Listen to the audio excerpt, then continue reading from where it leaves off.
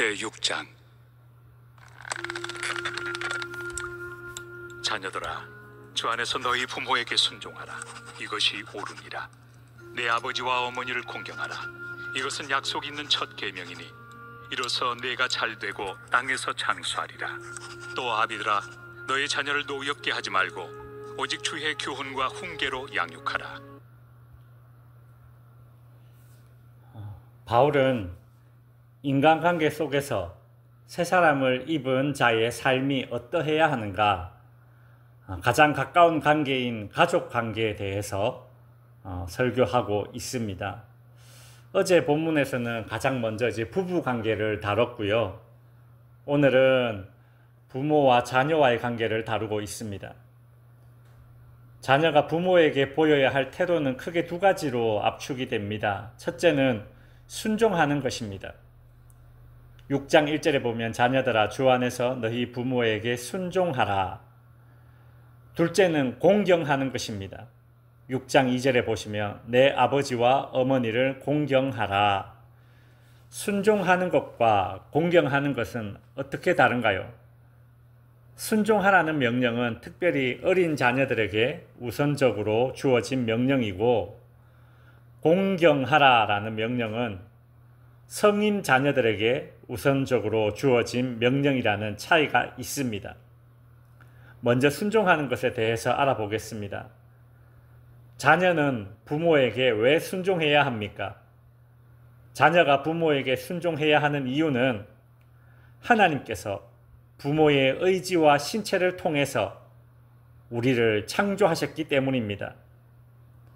뿐만 아니라 부모는 이 땅에서 하나님의 대리자로 임명받았습니다.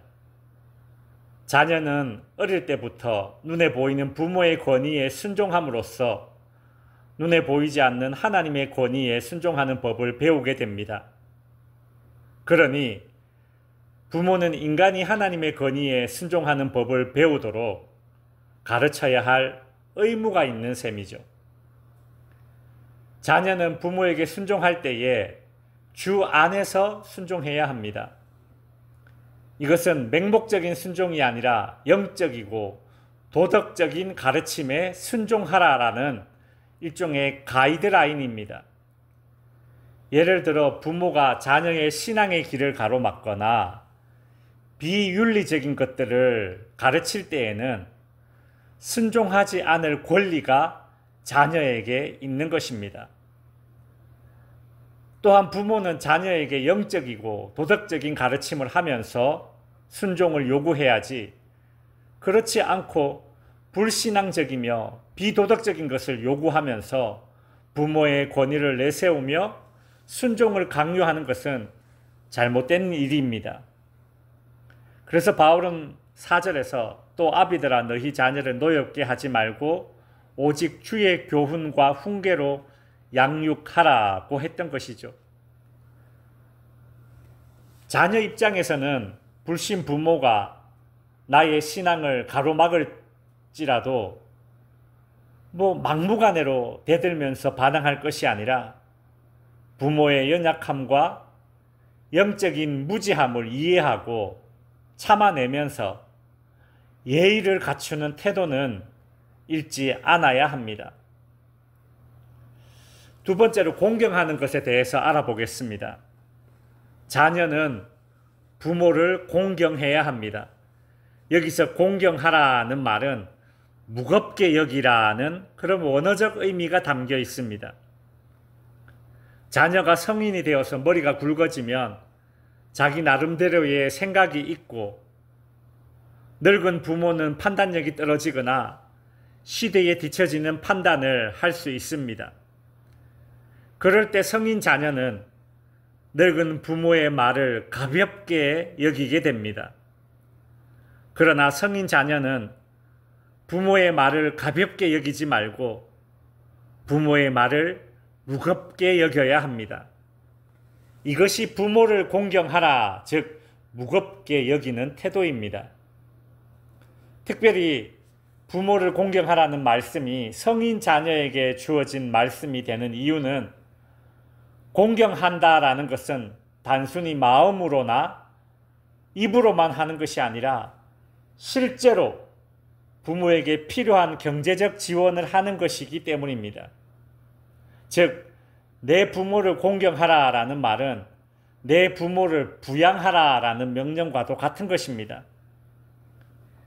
예수님께서는 마가복음 7장에서 예수님께서 이스라엘의 그 일부 성인 남성들을 책망하셨는데, 그 이유는 이 성인 남성들이 하나님을 섬긴다는 핑계로 부모를 부양하지 않고 늙은 부모에게 필요한 경제적 지원을 하지 않았기 때문입니다. 예를 들어 지금 자신에게 100만 원의 돈이 있는데 이 돈은 하나님께 바쳐진 돈이다, 고르반이다 라고 하면서 자기에게는 하나님께 바쳐진 돈밖에 없기 때문에 부모를 부양할 돈이 없다, 이렇게 주장을 했습니다. 예수님은 그런 성인 자녀들의 모습을 책망하셨죠. 하나님은 경제적으로 궁핍한 부모를 내팽겨치고 그 돈으로 헌금을 한들 선교를 한들 기뻐하지 않습니다. 실제로 이스라엘 사람들은 고르반, 이 돈은 하나님께 바쳐진 것이다 라고 말해놓고서는 부모가 돌아가시면 하나님께 바친 돈, 그 고르반을 취소했습니다. 결국 부모가 돌아가실 때를 기다렸다가 그 돈을 자기를 위해 온전히 사용하려는 검은 속셈이었던 것이죠. 그래 놓고서는 하나님의 이름을 덜먹였으니 예수님께서 보시기에 참 기막힐 노릇이었던 것이죠.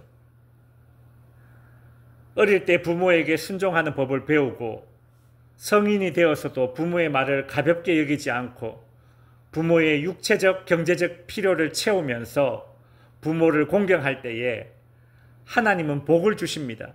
3절에 보시면 이로써 네가 잘되고 땅에서 장수하리라. 부모에게 순종하고 부모를 공경하는 것이 정말 땅에서 잘되고 장수하는 것으로 연결될까라는 그런 의심을 하는 자들이 있습니다. 우리는 다음과 같은 예를 통해서 설명해 줄 수 있습니다. 부모의 가르침과 교훈을 따라 악인을 멀리하고 나쁜 행위를 하지 않음으로써 결국 자신의 생명을 연장하는 그런 길이 됩니다. 이 밖에도 평범하게 자녀들에게 주는 그 교훈들을 통해서도 자녀가 보호되고 보다 안전하고 평안하게 오래 살 수 있는 길을 배우게 됩니다. 그러니 부모에게 순종하고 부모를 공경하는 것이야말로 땅에서 잘되고 장수할 수 있는 가능성이 매우 높아지는 것이죠.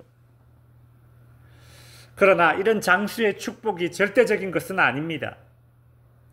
이 세상을 살다 보니 부모를 잘 공경하는 의인들이 일찍 죽고 악인들이 장수하고 형통하는 꼴을 보게 됩니다.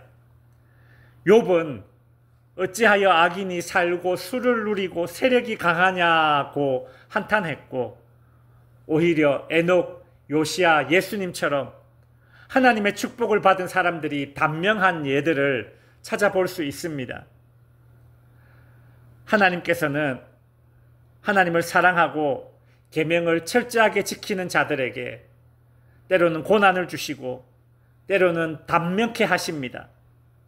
그 이유는 성도들의 궁극적인 소망이 결코 이 세상에서 누리는 장수의 세월 그 자체에 있는 것이 아니기 때문입니다. 이제 말씀을 마칩니다. 우리는 이 땅에 태어나서 처음으로 순종을 배우고 권위를 인정하게 되는 사람이 바로 부모님입니다. 눈에 보이는 부모에게 순종을 배우고 권위를 인정하는 그 방법을 잘 배운 사람은 눈에 보이지 않는 하나님께도 순종할 수 있고 권위를 인정하는 삶을 살 수 있을 것입니다.